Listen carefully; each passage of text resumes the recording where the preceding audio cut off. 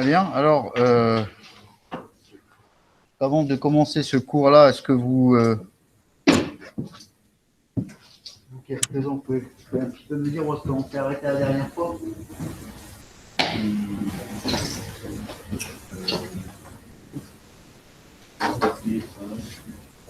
On avait traité un exemple. On avait suivi l'exemple.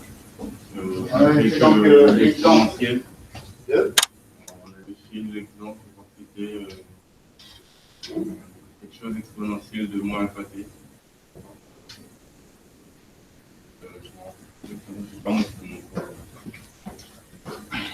Est-ce qu'on avait déjà complètement fini de traiter le cas le plus basique d'un système avec une réponse impulsionnelle, très simple, dans lequel on a injecté un signal qui avait une forme qui était similaire, exactement la même que celle de la réponse impulsionnelle. On a analysé la sortie. Et puis on avait pris deux cas où on avait donc, notre signal qui était plus rétréci ou plus large que celui de la réponse impulsionnelle. Ça, on l'avait traité. Et donc, vous avez bien compris que lorsque vous devez donc calculer la convolution, la convolution, est-ce que vous êtes, si je vous demande de me donner comme ça l'intégrale de tête, parce que quelqu'un peut me la citer. Alors, y de t égale l'intégrale de moins l'infini en plus l'infini de x θ. X de taux. Enfin, x de taux. H de t. H de t moins taux d taux. D taux. Voilà. Donc, on résume. Parce que, étant donné qu'on travaille un petit peu en mode dégradé, donc, et qu'on n'est pas sous le format court TD, il faut quand même pas perdre de vue ce qu'on est en train de faire. Donc, qu'est-ce qu'on est en train de faire? C'est important. Alors, peut-être que je vais me répéter, mais je préfère me répéter.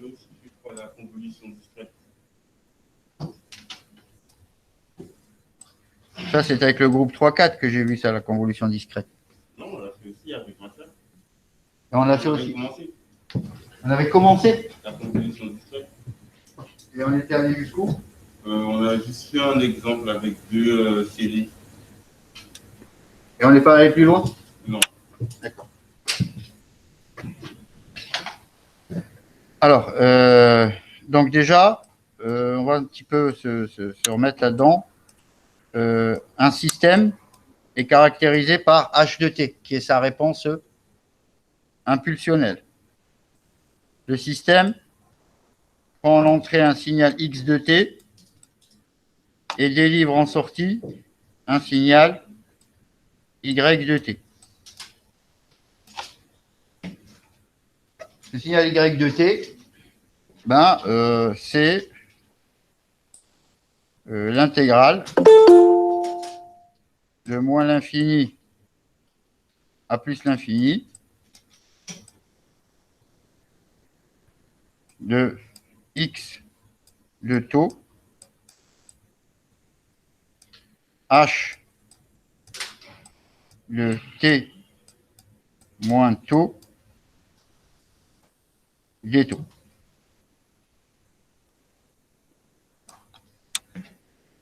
Voilà. Qui se note bien entendu comme étant X de t convolué par H de t.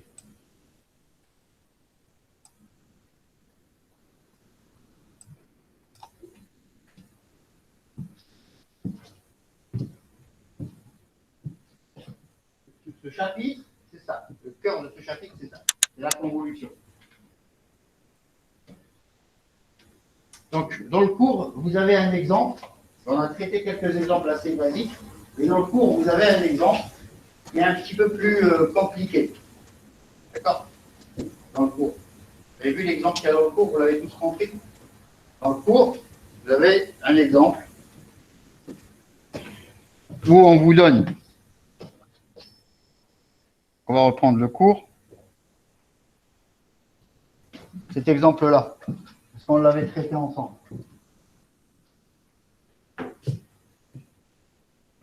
Oui. Entièrement? Oui.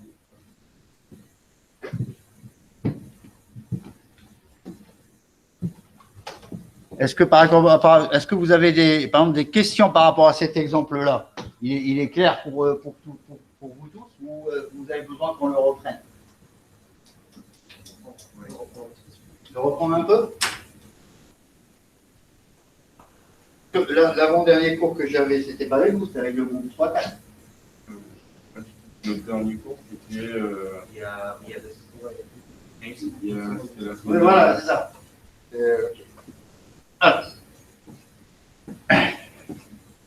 Cet exemple, dans cet exemple, qu'est-ce qu'on nous donne? Déjà, on nous donne un signal d'entrée x de t et une réponse impulsionnelle d'un système. Et donc une réponse impulsionnelle un peu plus compliquée que ce qu'on a vu jusqu'à présent. D'accord? Donc cette réponse impulsionnelle, h de t, elle vaut quoi? Alors, u de t que multiplie l'exponentielle de moins alpha t. U de t, c'est quoi? Vous ne devez pas hésiter là-dessus. C'est quoi U de t?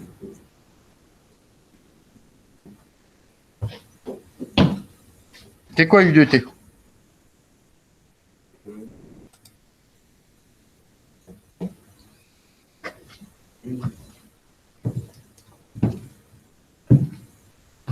U de t, c'est le signal de base qui est l'échelon unitaire. Ça veut dire quoi l'échelon unitaire? Comment est défini U de t? Vous devez le retenir par cœur. C'est très simple. D'autant plus que vous avez déjà vu l'échelon unitaire dans d'autres matières. Égal à 1 pour t. Exactement. U de t égale 1 pour t compris entre pour t appartenant à l'intervalle 0 plus l'infini, c'est un échelon unitaire, et il vaut 0 pour t inférieur à 0. C'est là ce que c'est que U de t. D'accord? Donc ici, qu'est-ce que vous avez? Vous avez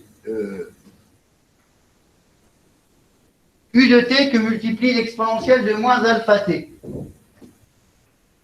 C'est-à-dire que je vais prendre le signal exponentiel de moins alpha t, étant donné que alpha est supérieur à 0, c'est une exponentielle qui va de l'infini quand je suis dans le domaine négatif et qui tend vers 0 quand je suis dans le domaine positif. Pourquoi est-ce que j'ai mis en pointillé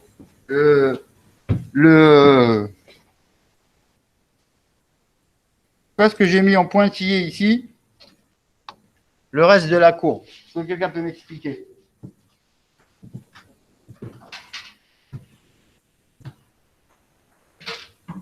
Pourquoi j'ai mis en pointillé? Oui. Parce que U de t est nul sur moins l'infinité. Exactement. Ça veut dire que quand je vais prendre donc exponentielle de moins alpha t qui multiplie U de t, qu'est-ce qui va rester en fin de compte de ce signal h de t? Ben, il va rester la partie qui est non nulle dans le domaine positif et dans le domaine négatif, eh bien, étant donné que U de t vaut 0, ben, ça a été mis à 0. Ça c'est clair? Ok. Donc voilà la forme qu'on a de h de t. Et bien entendu, on a le signal d'entrée qui, lui, est un signal très simple, qui donc est un signal qui vaut 1 pour le temps compris entre 0 et grand T, et donc grand T ici un paramètre, et le reste du temps, le signal est nul. Donc la question qui se pose, c'est quand j'injecte ce signal-là dans un système qui a pour réponse impulsionnelle h de t, d'accord? Est-ce que vous comprenez tous que ce qu'on attend de vous, c'est que vous puissiez quand même calculer la sortie y de t de ce système? D'accord? C'est ça, en fait, ce que vous devez être capable de faire à l'issue d'un cours basique de traitement du signal qui porte sur la convolution. Alors, bien entendu, on va un peu s'appuyer sur l'aspect géométrique pour nous aider à calculer ça. Mais imaginons qu'on vous demande de calculer sur le plan purement analytique. Purement analytique. Qu'est-ce que vous allez commencer par faire? C'est quoi votre premier réflexe? On me donne un signal d'entrée, on donne une réponse impulsionnelle. Qu'est-ce que je fais? Et on me demande de calculer la sortie. La sortie, convolution entre l'entrée et la réponse impulsionnelle. Donc qu'est-ce que je fais? Qu'est-ce que je fais? Imaginons que vous êtes là, vous avez décroché un job chez Sony, Apple, ce que vous voulez, on dit voilà. Vous calculez cette convolution, le job il est pour vous. Si vous ne le calculez pas, ben, désolé, mais on ne va pas pouvoir vous prendre. Qu'est-ce que vous faites? Qu'est-ce que vous allez faire? Vous allez lui dire quoi? Qu'est-ce que vous allez lui dire? À la prochaine. Ça vous effraie, hein? Et je peux vous assurer que dans les entretiens anglo-saxons, ça ne se pratique pas en France. Parce que, comme d'habitude, on va être poli, on ne veut pas trop bousculer le candidat. Et après, on le paye cher. Parce que quand le candidat est embauché et qu'après, il n'est pas opérationnel, ça peut causer des dégâts. Alors que dans le milieu anglo-saxon, vous arrivez, vous asseyez, bonjour, il vous prend un petit sourire, et ensuite il vous pose un test. Un test, un vrai test. Chronométré. Ah, 15 ans. Il vous regarde, droit dans les yeux. Vous avez 15 minutes, vous résolvez ce problème. Je vous donne un petit circuit avec une diode, une capa, et est-ce que vous pouvez un petit peu m'expliquer qu'est-ce qui va se passer en sortie? Vous avez 15 minutes. Ça ne veut pas dire qu'ils ne vont pas vous prendre si vous répondez faux. Ils vont juste essayer de voir comment vous réagissez face à un problème. Est-ce que vous gardez votre sang-froid? Est-ce que vous abordez déjà une démarche de raisonnement? D'accord?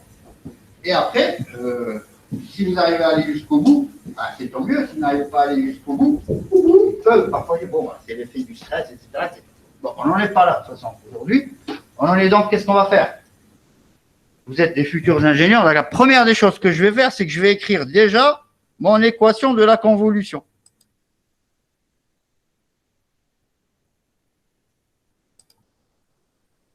Celle-là. Puisque c'est ce qu'on me demande de calculer. D'accord?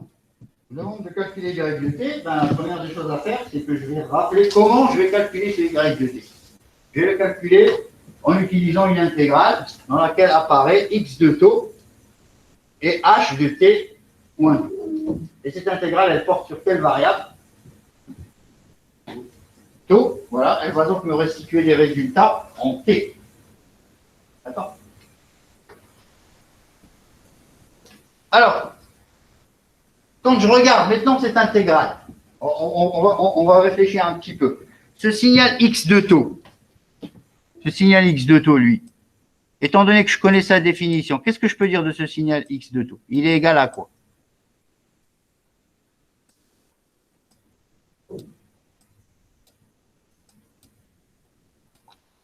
À quoi il est égal? Il vaut 1 dans quel intervalle? Il vaut 0 dans quel autre? 1 quand taux est supérieur ou égal à 0. 0, Donc, allez-y. Donc, ce signal x de taux, je vois déjà par sa définition que je peux le décrire comme étant un signal qui vaut 1 si taux est compris entre quoi et quoi? Inférieur ou égal à grand t et supérieur ou égal à 0. Sinon, 0. La première des choses que je vais écrire, oui? C'est pas U de t exponentielle moins alpha t. Enfin, U de taux exponentiel moins alpha t. Là, je suis en train maintenant de parler de x de t. Ah, ok, d'accord. C'est pas le x de t. Ouais, là, je suis en train maintenant de parler de juste de x de t. Ok, d'accord. OK? Et donc, 0 ici, 0 ailleurs. Alors, juste rassurez-moi, vous comprenez bien comment je passe de ça à ça. Là, je reprends tout simplement la définition de x. X de t égale 1 pour t compris entre 0 et grand t. Ben, x de toto vaudra 1 si toto appartient à l'intervalle 0t. 0, sinon. Ça, c'est clair. Bon, donc ça veut dire que quoi? Ça veut dire que cette intégrale-là,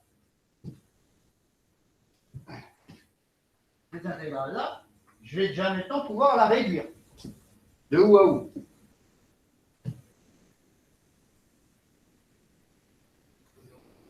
Ah oui, puisque x de taux que j'ai ici, bah, de toute façon, il vaut 0 de moins l'infini à 0,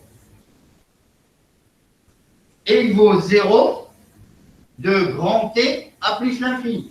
Donc ça veut dire que cette intégrale-là, d'accord, je vais pouvoir la réécrire en réduisant ces bornes. D'accord? Donc ça veut dire que ici, j'ai donc cette intégrale-là de moins l'infini à plus l'infini de x de taux h de t moins taux, que je peux donc réécrire intégrale de 0 à grand t. Et donc dans cette intégrale de 0 à grand t, j'ai remplacé tout simplement x de taux par quoi? Par 1, puisqu'il vaut 1 sur cet intervalle. Donc ici, c'est 1. D'accord?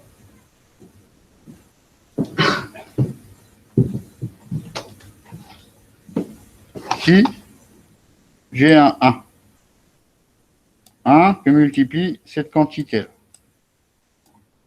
Après, d'où vient le U de T moins taux, E de moins alpha, T moins taux? D'où ça vient ça?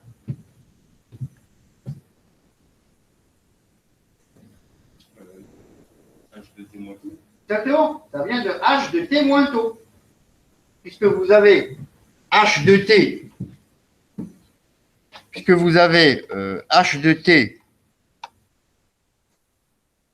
qui vaut U de T, E de moins alpha T, ça veut dire que H d'une quelconque quantité, H de bêta, serait égal à quoi?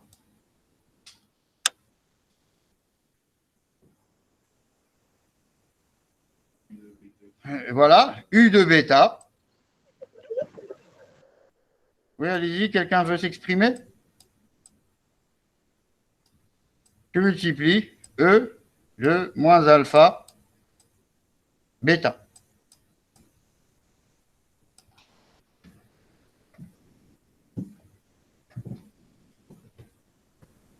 Dès lors que j'ai H dt, je peux après avoir ce que je veux. Que vaudrait H de alpha plus gamma?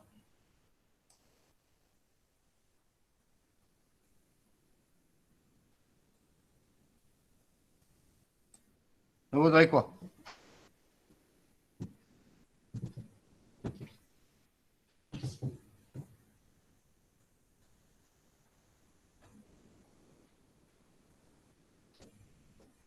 Que vous avez H de quelque chose. Donc, ce quelque chose-là, il suffit de le remplacer dans l'équation.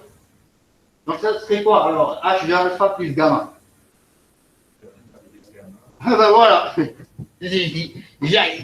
Ça, c'est des trucs basiques, ça. Ben, ça serait, c'est tout simplement U de alpha plus gamma. Voilà. Exponentielle de moins alpha de alpha plus gamma.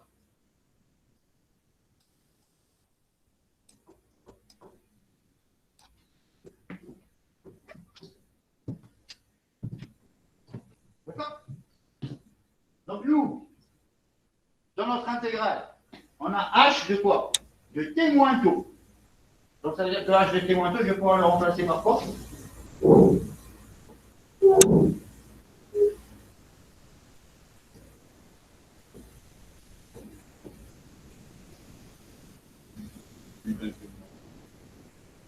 U de t moins taux exponentielle de moins alpha de t moins taux. Je suis inquiet.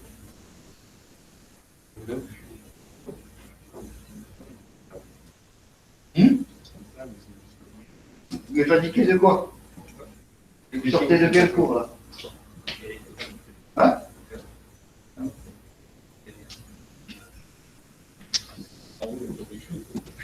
Vous êtes fatigué de ne rien faire?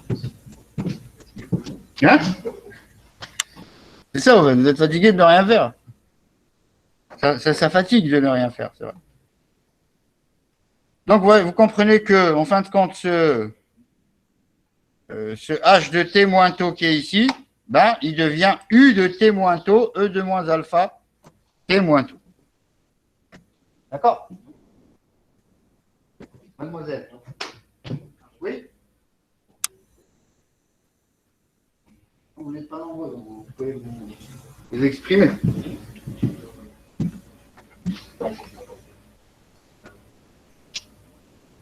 C'est bon là pour vous, ceux qui suivent à distance? Oui.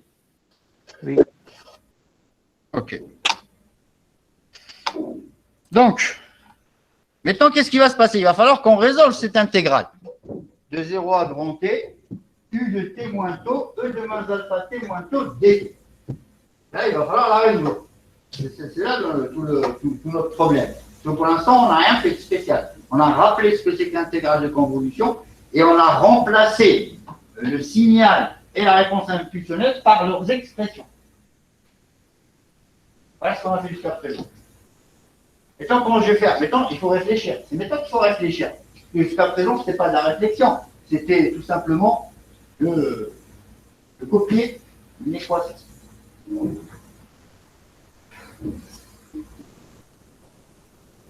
Alors maintenant, on va réfléchir un petit peu. Cette intégrale-là, elle va de où à où? Donc, elle va de 0 à grand T. Qu'est-ce qui varie de 0 à grand T? Quelle est la variable d'intégration? Taux. D'accord? Très bien. Donc, vous voyez bien que pour pouvoir résoudre cette intégrale, il va falloir que je regarde qu'est-ce qui se passe dans ce U de T moins tout. C'est important de comprendre ce U de T moins tout. Pourquoi? Parce que U de T moins tout, je vais peut-être plus le noter ici, U de T moins tout. Et ça, j'espère que vous allez bien le comprendre. U de T moins taux, T moins taux, va être égal à quoi? Est-ce que quelqu'un peut me donner peut me compléter ce que je suis en train d'écrire? Allez. U de T moins taux. Allez, je vous aide un petit peu. U de T moins taux va être égal à 1 si quoi?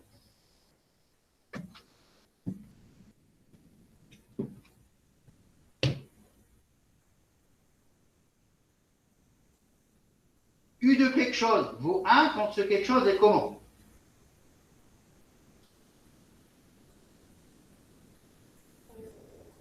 Pardon? Voilà. Donc ça veut dire que U de T moins taux égale à 1 si T moins taux est supérieur ou égal à 0. Hein? C'est U de quelque chose, U d'une quantité. Et il vaudra donc 0 si t moins taux est comment?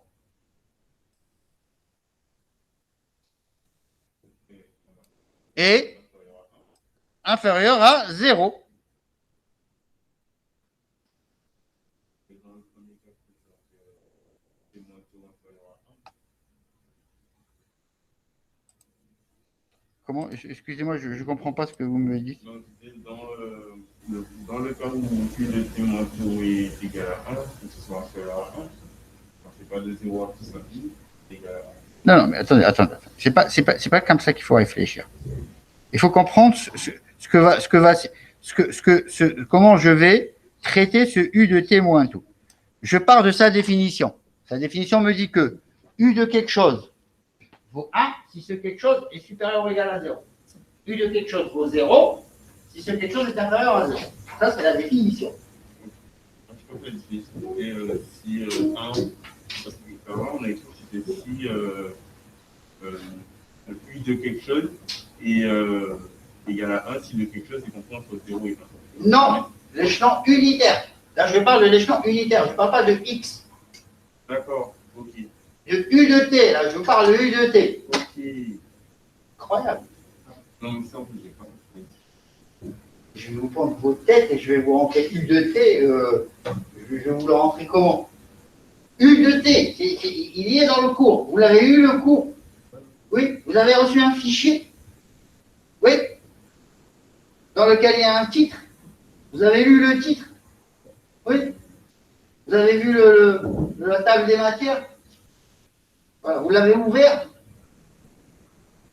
J'ai jamais vu ça, quoi. Vous allez dire, ben, nous non plus, monsieur, on n'a jamais vu ça. Voilà.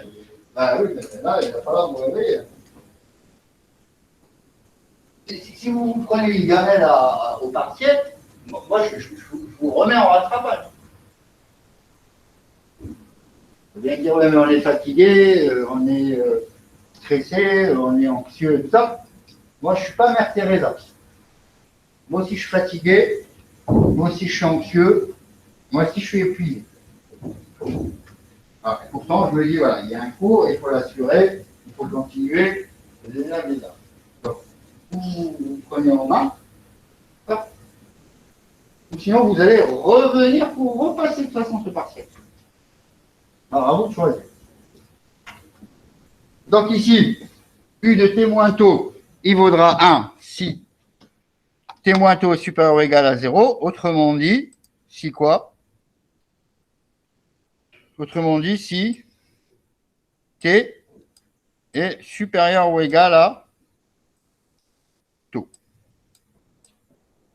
Voilà. Et puis pareil, il vaudra 0 ici si t est inférieur à tout. D'accord? C'est important de comprendre ce minimum de choses. Alors pourquoi c'est important? Parce que si vous regardez maintenant si vous regardez votre équation, votre intégrale, là vous avez taux, lui, ici, c'est là où il faut être un peu subtil. Vous avez taux qui va partir de 0 jusqu'à grand T. Sauf qu'à l'intérieur ici, j'ai petit t moins taux. Donc il va bien falloir que je me débrouille avec cette histoire. D'accord? Qu'est-ce qui va se passer? Quels sont les cas possibles qui peuvent se passer? C'est là qu'il faut un petit peu, il faut que vous réfléchissiez. Donc, pour comprendre ça, on va prendre je vais tracer un axe. Je vais dire, voilà, taux, lui, il va partir de 0 jusqu'à un certain paramètre qu'on m'a donné, qui est t. Mais dans mon intégrale, j'ai petit t. Et je dois faire quelque chose avec t moins taux. D'accord? Donc ça veut dire que je vais considérer deux cas de figure. Je vais d'abord considérer que ce petit t, il est situé ici. Imaginons que petit t est situé là.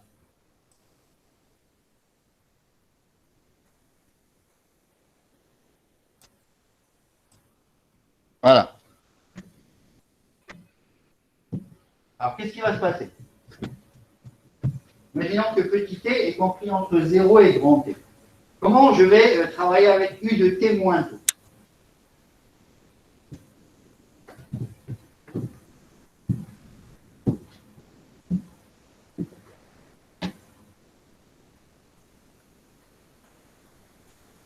Donc, vous voyez que si petit t est ici, dans cette zone-là, de 0 à petit t, je vais avoir t moins taux qui, lui, va être comment? Supérieur ou inférieur à 0?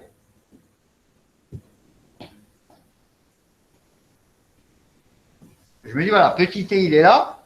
Donc, qu'est-ce qui va se passer? Je sais que taux, lui, il va partir de 0 jusqu'à grand t. Dans cette zone, qu'est-ce qui va se passer dans cette zone? Je vais avoir t moins taux qui va être supérieur ou égal à 0. Je travaille avec taux. Et dans cette zone-là, qu'est-ce qui va se passer quand il sera au-delà de t? Il va être comment ici, t moins taux?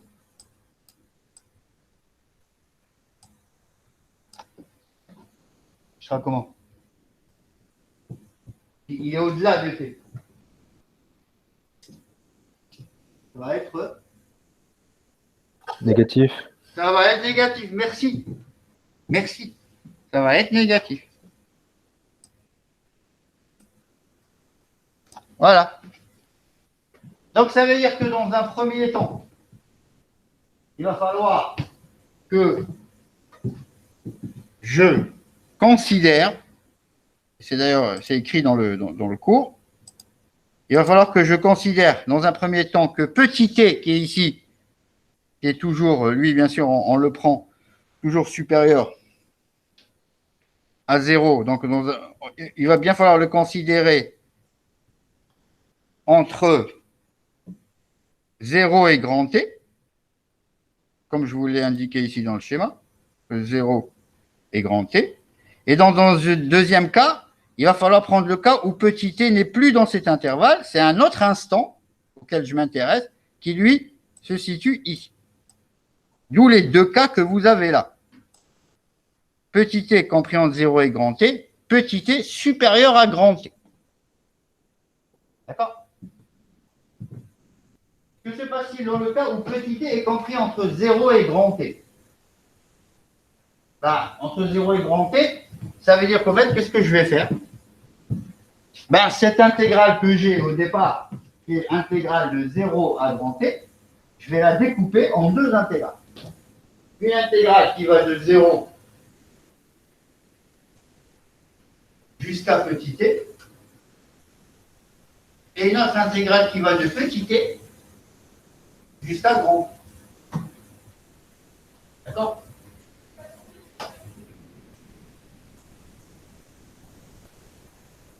Donc, dans la première intégrale, qui va de 0 à petit t. D'accord? C'est-à-dire que ce taux-là que j'ai ici va aller de 0 à petit t. Donc, j'aurai forcément t moins taux, ici, u de t moins taux, qui vaudra 1. Puisque t moins taux va être une quantité positive, u de quelque chose de positif. Et dans cette seconde zone, où je vais avoir taux qui va aller de petit t à grand t, là, vous voyez bien que petit t moins taux sera négatif. Et u de quelque chose qui est négatif, ça vaut 0. D'où le 0 que vous avez là. Et donc, vous résolvez cette intégrale. Ça, c'est le premier cas. Quel est le deuxième cas de figure? Le deuxième cas de figure, c'est qu'au fait,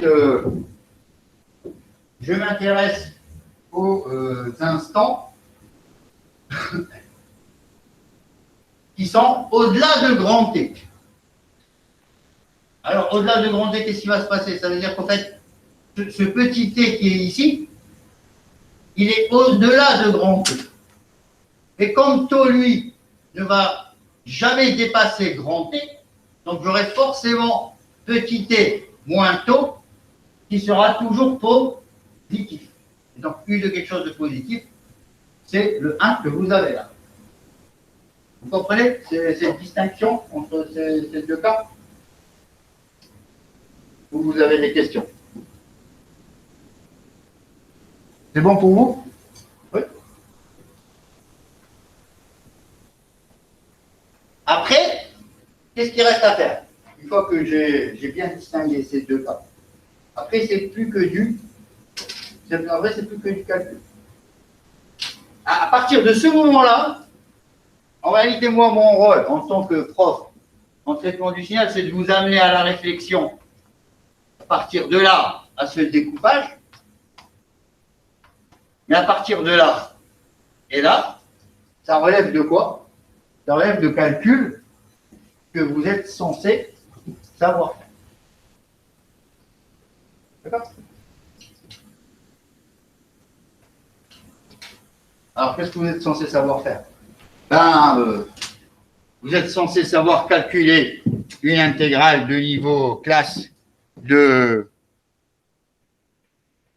Alors, je ne vais peut-être pas trop les descendre aujourd'hui, ils n'ont pas l'air d'avoir le moral. C'est de quel niveau c'est cette intégrale-là, vous devez calculer? De seconde? Première? Première. Allez, on va rester là. Première. Classe de première. Et je vous rappelle que vous êtes quand même en première année de cycle ingénieur. Donc ça, vous savez calculer cette intégrale. Ici.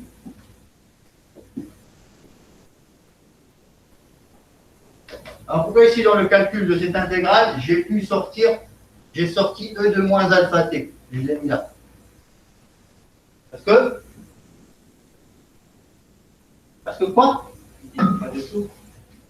Exactement, parce qu'il est vu en fin de compte comme une constante. L'intégrale porte sur tout.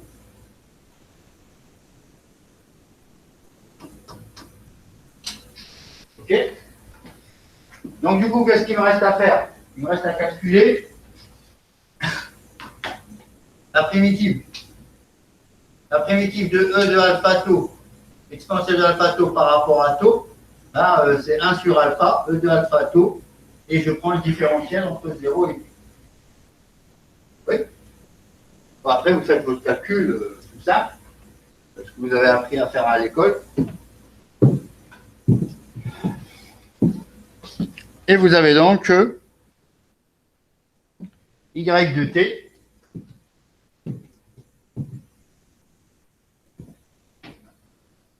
donc ici, E de moins alpha t, et puis je prends le différentiel, 1 sur alpha, E de alpha, je remplace tau par t, moins, je remplace tau par 0.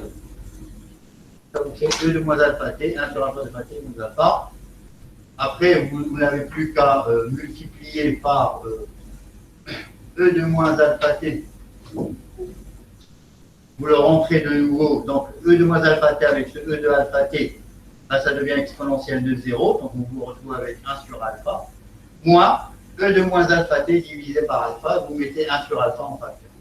Voilà. Je pense que ça n'est pas plus technique pour faire ce calcul jusqu'au bout. Okay. Deuxième cas de figure, où je considère maintenant t et au-delà de grand T, le paramètre grand T, je dois calculer une seconde intégrale. Ici.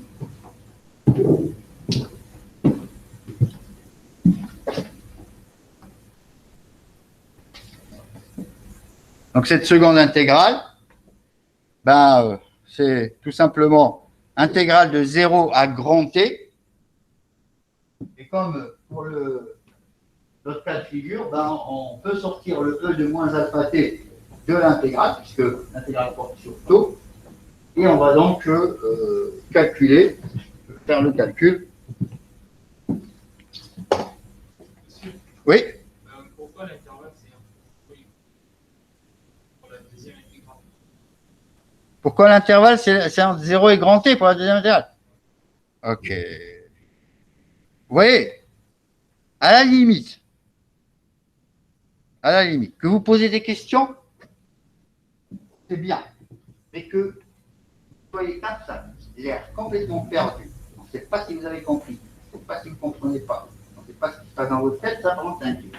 Très bien. Alors, c'est quoi? Qu'est-ce que vous comprenez pas? Pourquoi l'intégrale porte de 0 à grand T? Très bien, pour le deuxième cas. Alors en fait, c'est pas juste pour le deuxième cas. C'est dans le cas général déjà qu'elle porte de 0 à grand T. Est-ce que ça, vous l'avez compris? C'est bon? Et après, qu'est-ce qu'on a fait? On a considéré le cas où petit t est inférieur à grand T. Et donc, on s'est retrouvé avec cette intégrale. Et on a considéré le cas où petit t est supérieur à grand T. Et quand petit t est supérieur à grand T, ben cette quantité-là, U de t moins tau, elle sera forcément supérieure à 0, puisque tau, lui, il n'ira jamais au-delà de grand T. Donc, ça veut dire que t moins tau sera supérieur à 0, dans le cas où petit t est supérieur à grand T. Donc, je remplace ce U de t moins tau par 1. Et je ne change rien à mes bornes de l'intégrale. Tandis que dans ce premier cas, j'ai découpé l'intégrale que vous avez ici sous forme de deux intégrales. Une première intégrale de 0 à petit t, plus une deuxième intégrale de petit t à grand T. D'accord? Et je n'ai gardé que cette partie-là. Pourquoi? Parce que sur cette autre partie, ben, je vais avoir U de t moins tau qui est négatif. OK?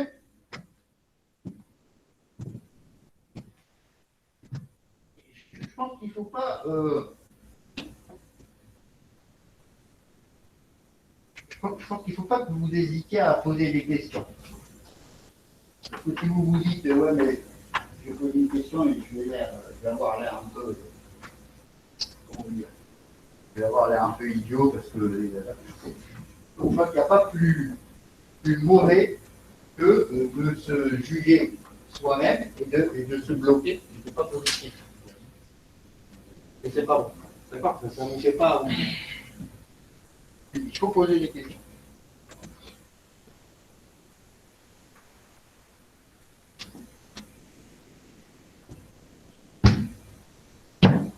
Alors, donc ici, qu'est-ce que je vais faire? Ben, je vais résoudre. D'accord? Je vais résoudre très simplement, comme je l'ai appris à l'école, et je vais me retrouver en fin de compte avec deux portions de ma sortie Y. Une première portion pour petit t inférieur ou égal à grand T, et une autre portion, et une autre équation pour petit t supérieur à grand T.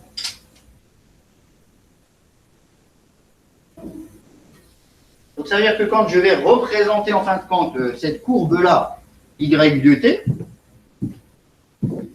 ben, si je la représente, voilà, je vais bien sûr mettre petit t sur l'axe des abscisses, y de t, ben c'est ma sortie, c'est la sortie de mon système, et je vais donc pouvoir dessiner y de t sur cette première portion de temps, pour t compris entre 0 et grand T, par cette équation. Et sur cette deuxième portion de temps, ben, je vais utiliser cette équation.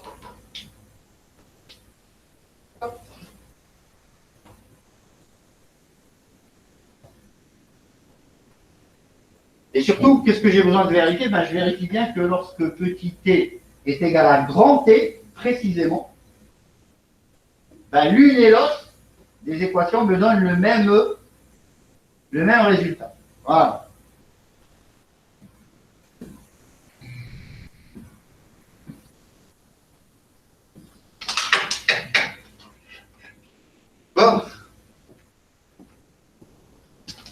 pense que pour vous remettre un peu là-dedans, je vais faire un petit traitement de choc.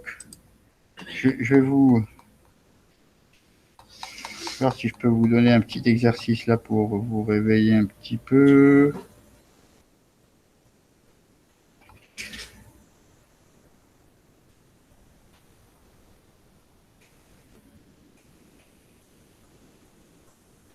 Tenez, traitez-moi celui-ci. Essayez de faire l'exercice 2.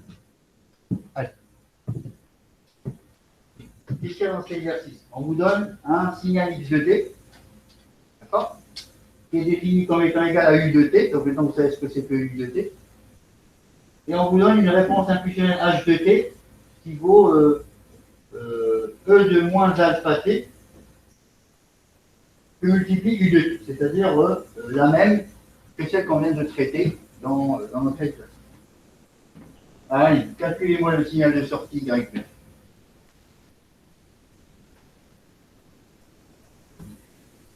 En fait, cet exercice-là, ça peut vous remettre un petit peu.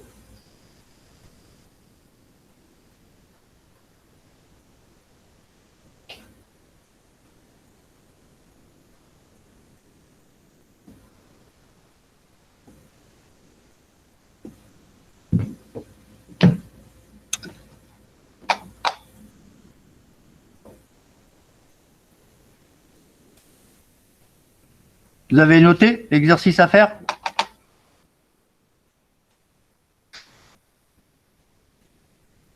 Oui. Ok.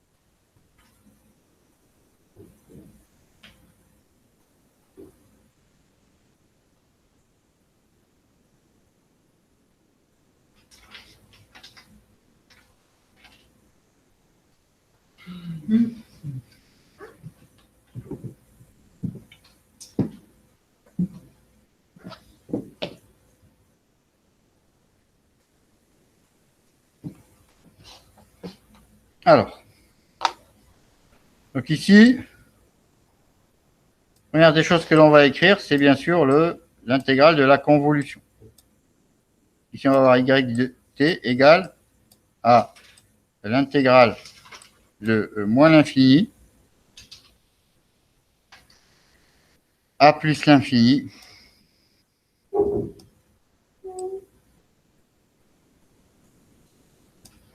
de x de taux h de t moins taux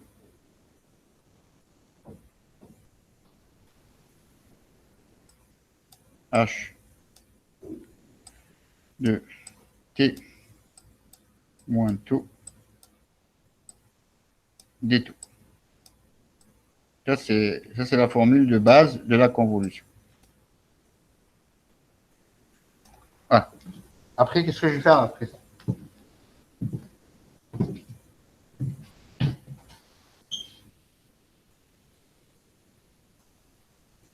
Oui. Oui.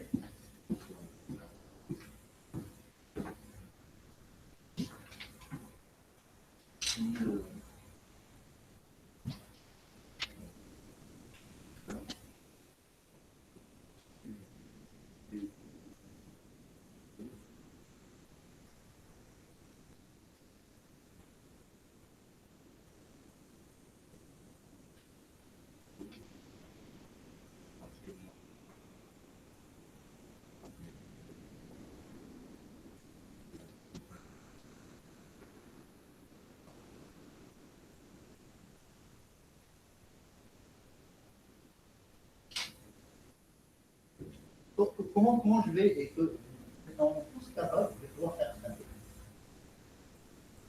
Quelle est la première simplification déjà que je fais faire? Exactement. C'est la règle. J'ai un x de taux. Vous êtes d'accord? Ce x de taux, il vaut u de taux. Donc, s'il vaut u de taux, ça veut dire que x de taux, il est bien nul quelque part et il vaut 1 ailleurs. Donc, ça veut dire que cette intégrale, je peux la réduire à quoi?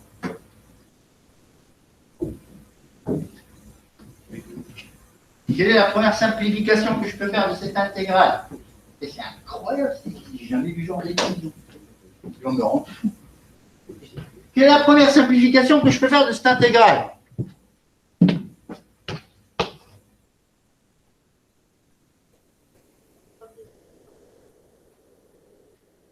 Très bien, voilà, merci. Ah bah dis donc.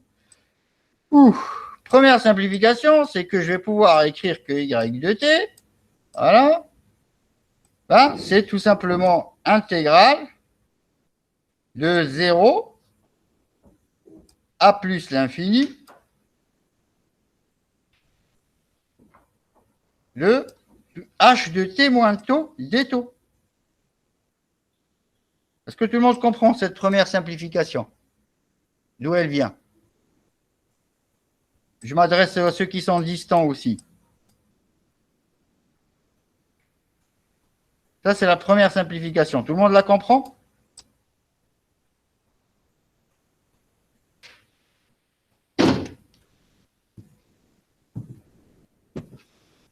Voilà, comme elle a dit notre camarade, bah pourquoi? Parce que de moins l'infini à 0, bah, x de taux, il vaut 0.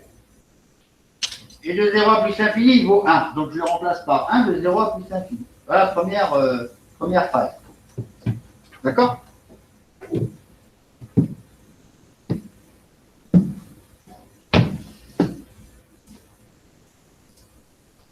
Après, je fais quoi? Bah après, je vais maintenant m'intéresser à h de t moins taux. H de t moins taux, si je le remplace par son expression, je vais me retrouver avec quoi? Est-ce que quelqu'un peut me dicter? Je vais l'écrire ici. Y de t. Y de t égale.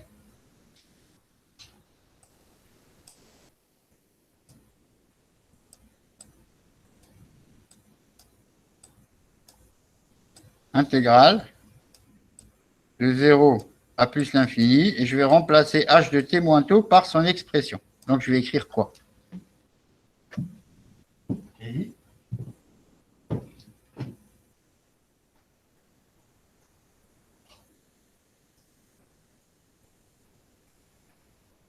Je vais regarder, c'est quoi h de t? Qu'est-ce qu'on nous a donné pour h de t? On a dit que ça valait quoi? ça va aller U de T fois le multiplié exponentiel de moins alpha T. Donc ça veut dire que H de T moins taux vaudra, lui,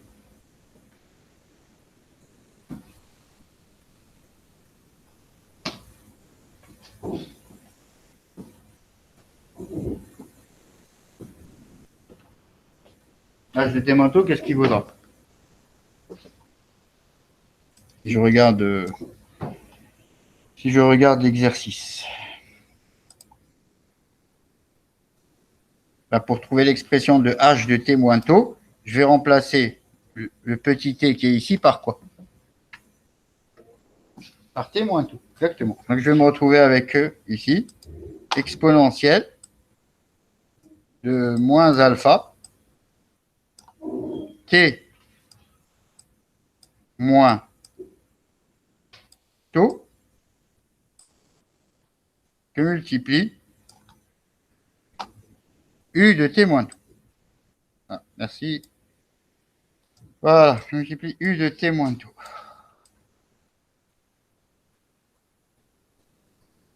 Et le tout que multiplie D tout. Voilà. Hop. Et maintenant, il va falloir procéder à une phase aussi de simplification de cette intégrale.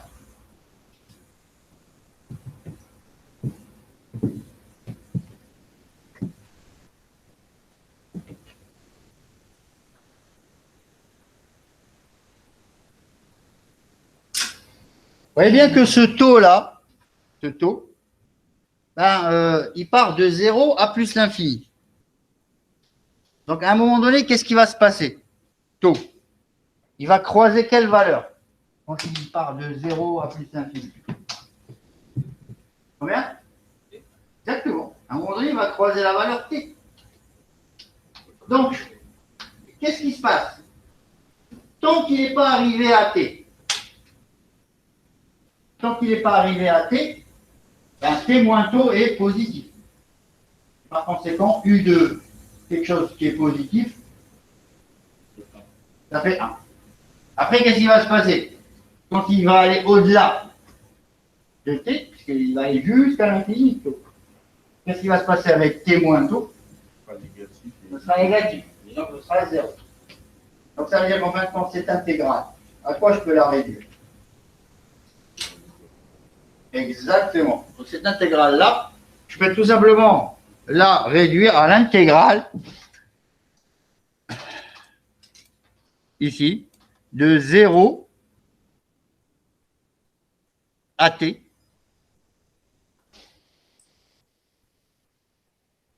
Et donc, de 0 à t, ce u de t moins taux, je vais le remplacer par quelle valeur?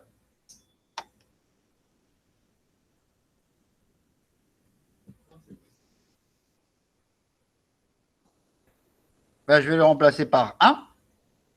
Et bien sûr, je garde ici l'exponentielle de moins alpha t moins taux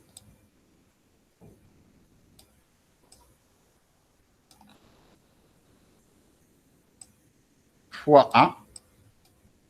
Bon, ça devient 1. D tout.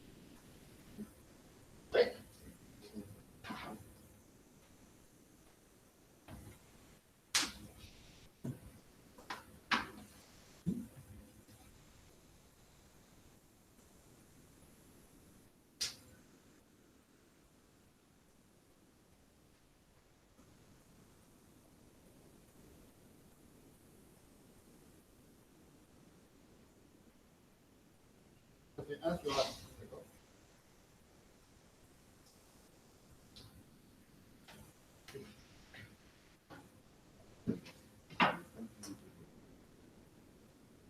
Oui. Pour ça que je veux dire, c'est pas tout dans la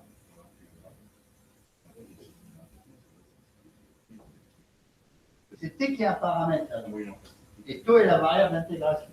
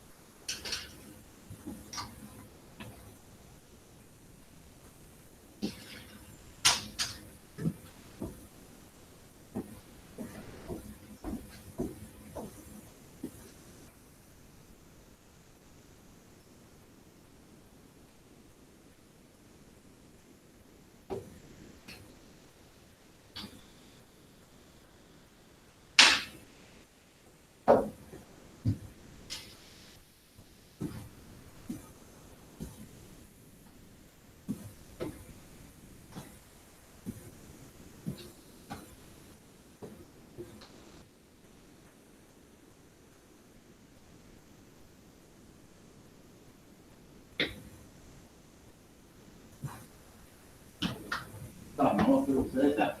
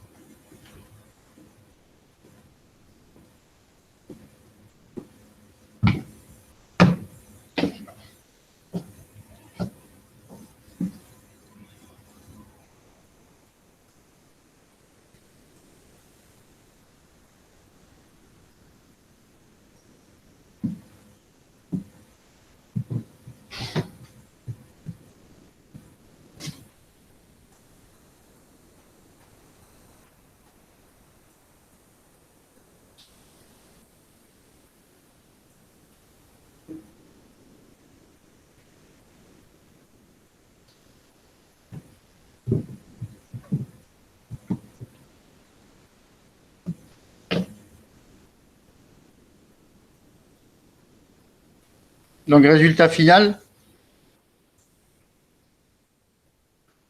vous devez tous trouver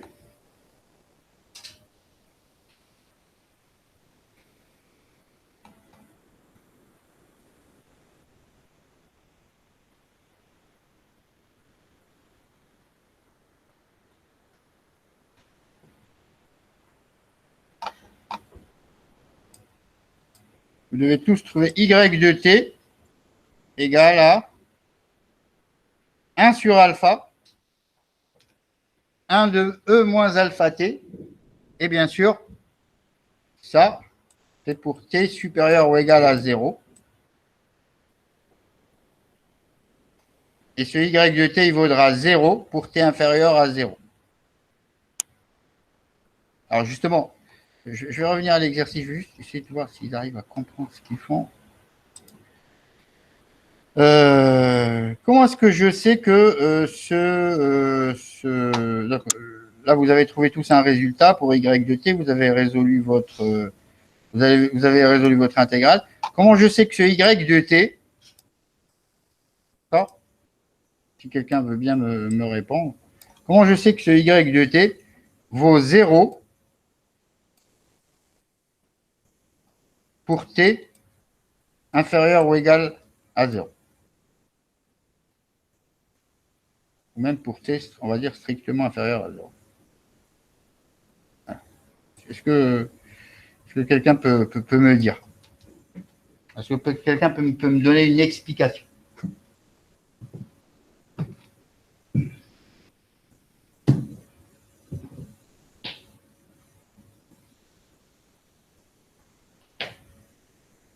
Est-ce que quelqu'un est capable de faire un raisonnement digne d'un étudiant de première année du système pour expliquer pourquoi y de t, pour lequel vous avez trouvé une équation, cette équation n'est valable que pour t supérieur ou égal à 0, et pas pour t inférieur à 0.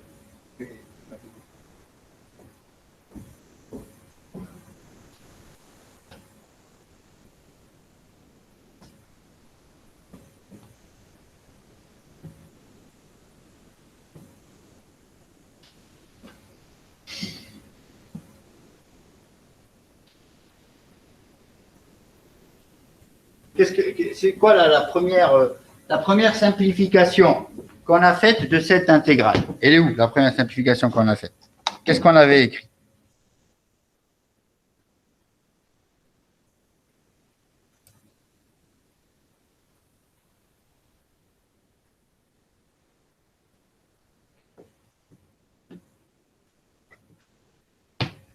Là. Comment je sais, en regardant cette intégrale-là que j'ai écrite, d'accord? Comment je sais que ce y de t,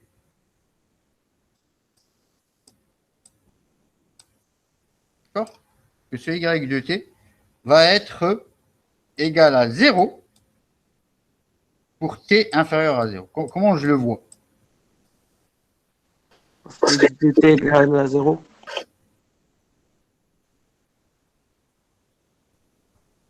Mais moi, je ne vois pas de x de t dans cette intégrale.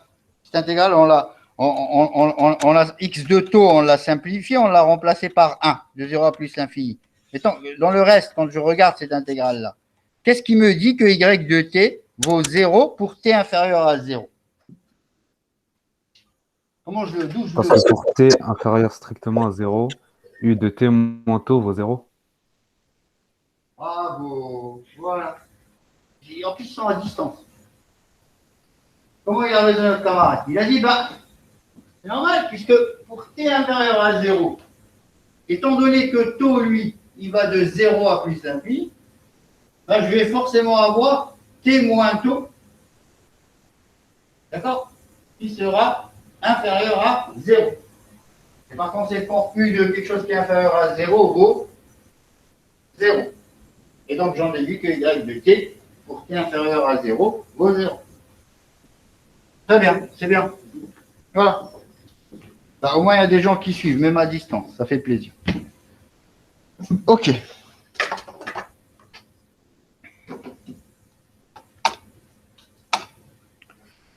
Alors,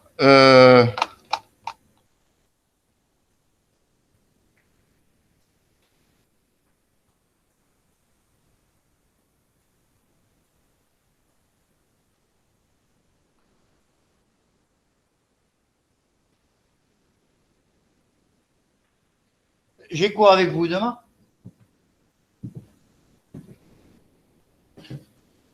C'est après le jeudi.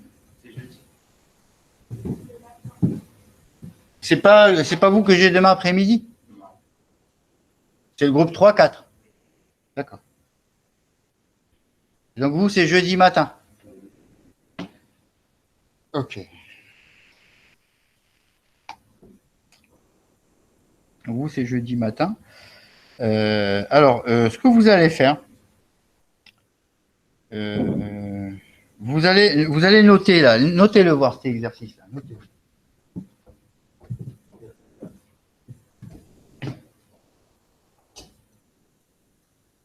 Soit x de t et h de t, les signaux définis ci-dessous.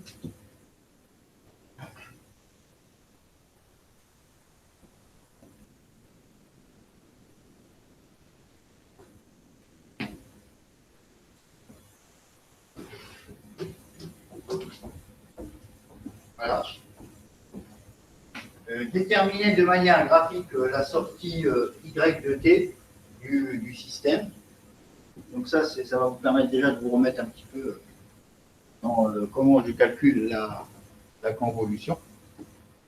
Donc donner l'équation de y de t, déterminer l'équation de y de t, et tracer bien sûr le graphe de y de t.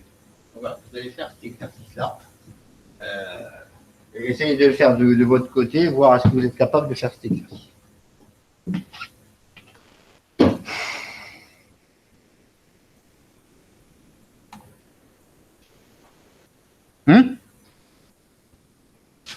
J'ai pas compris. Ah, d'accord.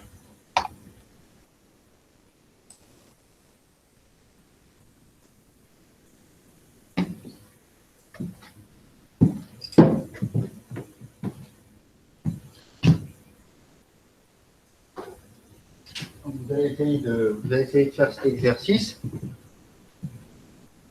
Alors, attendez, je regarde un petit peu.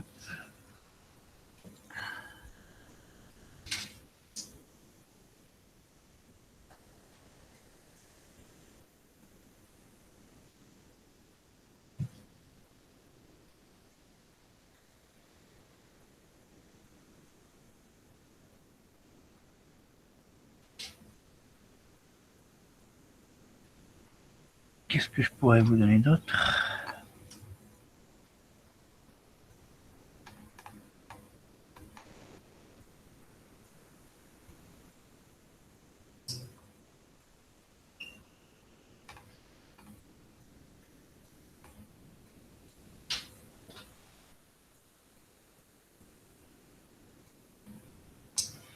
Donc on a fait le 2 ensemble. Vous allez me faire le 4.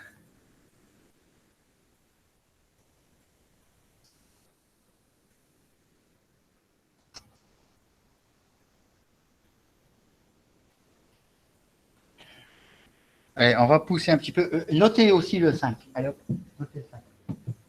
Vous allez aussi réfléchir au 5.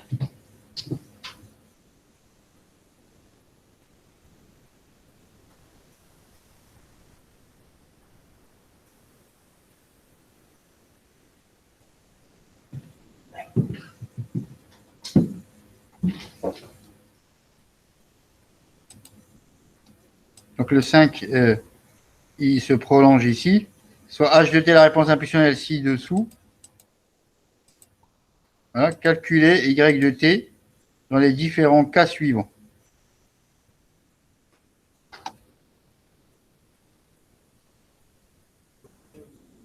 Comment? Vous avez pu noter le 4? Ok. Maintenant, vous notez le 5. Alors, le 5.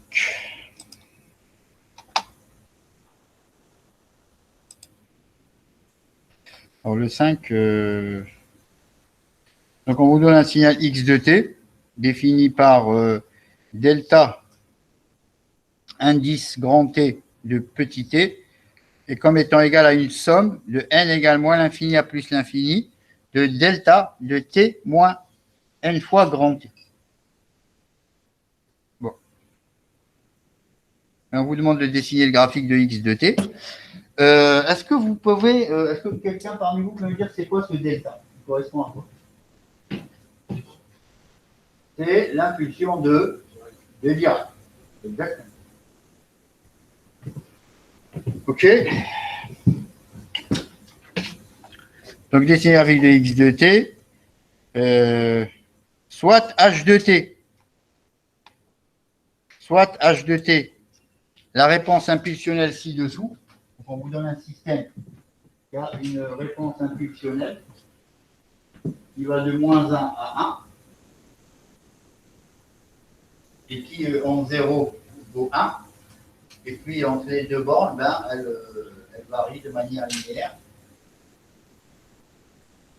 Et on vous demande de calculer y de t dans les différents cas suivants. Le cas où j'ai t égale à 3, grand T égale à 2 et grand T égale à 1. C'est quoi ce grand T? C'est quoi? Où est-ce que je retrouve ce grand T qu'on vous donne dans l'exercice? À quel endroit je le retrouve? Je le retrouve dans la définition de mon signal x de t.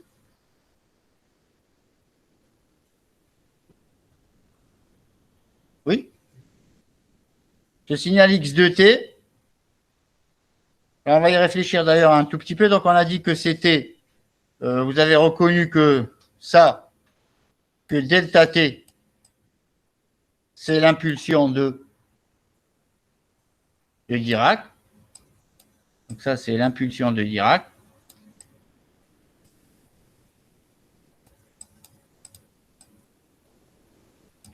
Donc, impulsion de Dirac.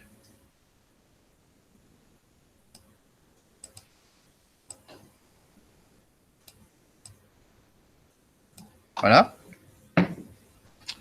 Et donc, si je voulais représenter graphiquement ce signal x de t, est-ce que quelqu'un a une idée de ce que ça pourrait être?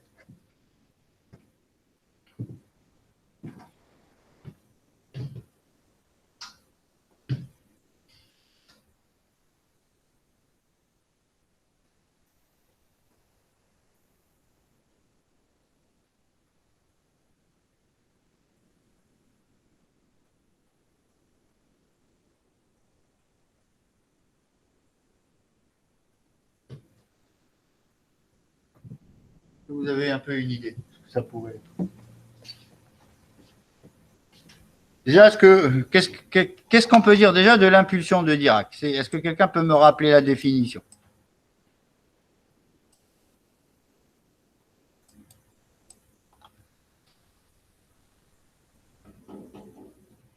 C'est quoi l'impulsion de Dirac?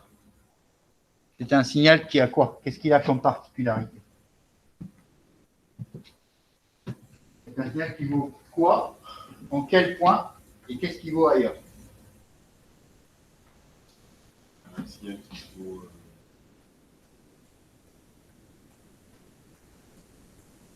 C'est quoi l'impulsion de Dirac? Elle a été définie comment?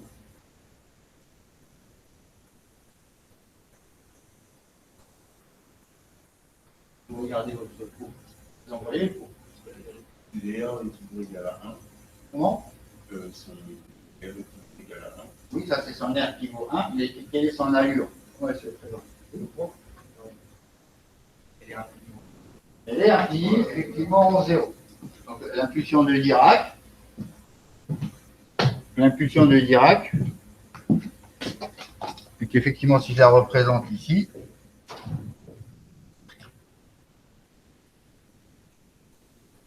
voilà. Là, elle va aller à plus l'infini. Ça, c'est l'impulsion de Dirac. Et où est-ce que je représenterai l'impulsion de Dirac? On va dire décalée d'une quantité grand T. Je la représenterai où? Sachant que le grand T est positif.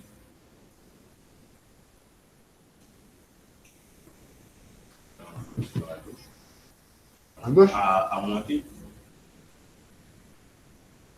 Vous voyez bien que c'est toujours le delta de quelque chose qui vaut 0 qui présente l'infini avec l'impulsion de Dirac. Ici, c'est le delta de quoi ici? Voilà. Oui, mais à quel moment j'aurai une impulsion infinie? Pour quel instant t? Ici, c'était pour l'instant t égale à 0. Et ici, ça serait pour quoi? C'est pour petit t égale. Donc ici, au fait, ça va être en grand T que je vais avoir une impulsion.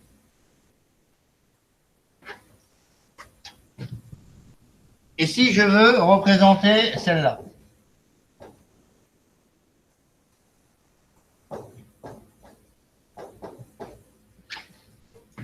Elle serait où?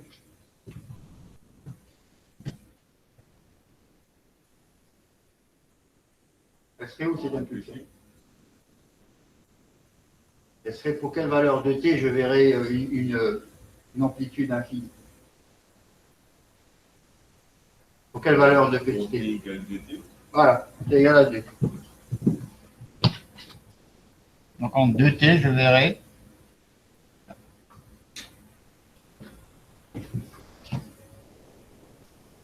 et si mettons je m'intéresse à un signal x de t qui est donc égal à une somme de n égale moins l'infini à plus l'infini, et je viens sommer des impulsions de Dirac décalées par des quantités entières de grand T.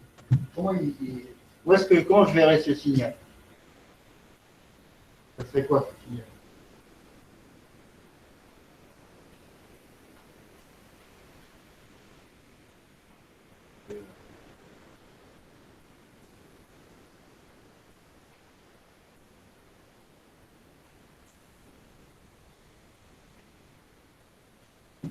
Ben oui, bien, c'est. Si par exemple, si je l'écris en développé, au lieu d'avoir le signe somme, x de t égale, je vais mettre des petits points. D'accord? On va dire que voilà, je vais aller de moins l'infini, je vais dire, voilà, je vais prendre n égale à moins 1. Donc je vais avoir ici delta de t plus grand T, plus quoi d'autre? N vaudra ensuite 0. J'aurai plus delta T. N vaudrait ensuite combien? 1. Donc je vais rajouter plus delta de T moins grand T. Ensuite, quand N vaudra 2, j'aurai combien? Plus delta de T moins 2 fois grand T, plus, etc., etc. Donc ça veut dire qu'en fait, ce signal x de t, ça va être une somme d'impulsions décalées. Donc si je somme ces impulsions décalées, qu'est-ce que je vais observer au final? Je vais tout simplement observer un signal qui présente des pics sur des valeurs entières de grand T.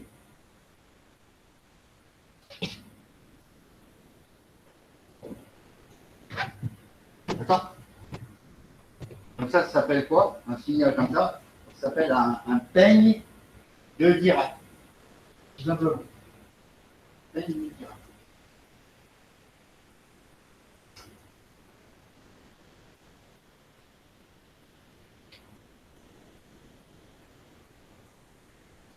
Alors, ce que je vous conseille de faire, c'est un petit peu de reprendre un petit peu. Je me dis que vous avez un peu de temps d'ici jeudi matin. Oui, jeudi matin. Essayez de travailler un petit peu. Voir un peu encore qu'est-ce qui va, qu'est-ce qui ne va pas. Et puis vous poserez vos questions. Pour vous préparer un petit peu. Parce qu'on n'a plus beaucoup de séances avant le parfait. Qu'est-ce qui nous reste en semaine? La semaine d'après, il nous reste peut-être 2 ou 3 autres séances.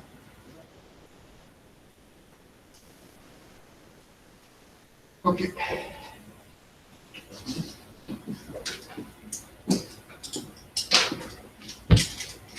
Bonjour monsieur. Oui. Je voulais savoir quand est-ce que vous allez mettre des vidéos sur la chaîne YouTube? Alors, il faut que je prenne le temps de reprendre toutes les vidéos que j'ai faites depuis que j'ai commencé ce cours. Je vais essayer de faire ça vendredi. Au plus tard, je le ferai ce week-end. D'accord, merci beaucoup monsieur. Ok. Oui. Soit ajouter la réponse impulsionnelle ci-dessous. Calculer y de t dans les différents cas suivants.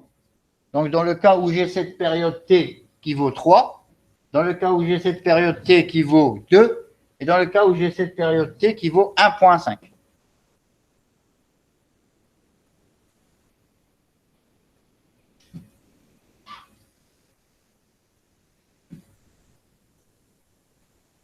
Voilà. Si vous arrivez à faire cet exercice, c'est une bonne chose, c'est bien. Ça veut dire que vous arrivez quand même à comprendre et qu'en réalité, vous êtes ici en cours. Et juste un peu pour me donner l'impression que vous êtes un petit peu paumé, mais que vous ne l'êtes pas en réalité.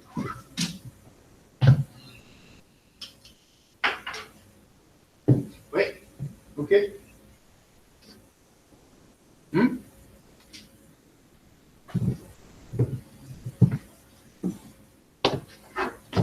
Est-ce que vous, de l'autre côté, là-bas, vous avez des questions? Ce qu'on a vu aujourd'hui, c'est à peu près clair ou pas?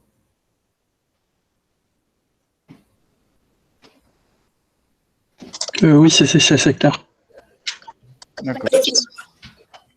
Ok. Vous avez noté les exercices? Oui. Moi, je crois qu'il m'en manquait un, monsieur. J'ai noté le 4 et le 5. Oui. Je ne sais pas si j'ai pas manqué un. Je vous ai demandé de noter le 4. Voilà. Oui, ça, je l'ai. Et de noter le 5. Ah, ok, bah c'est bon, alors j'ai tout, merci. Sachant que le 3, on l'a fait là. On l'a fait durant cette. Pardon, le 2, on l'a fait durant cette séance. Ok, bah j'ai tout, alors merci. Ok. Bon. Bon, bah écoutez, si vous n'avez plus de questions, on va arrêter ce cours. Au revoir, monsieur. Au revoir.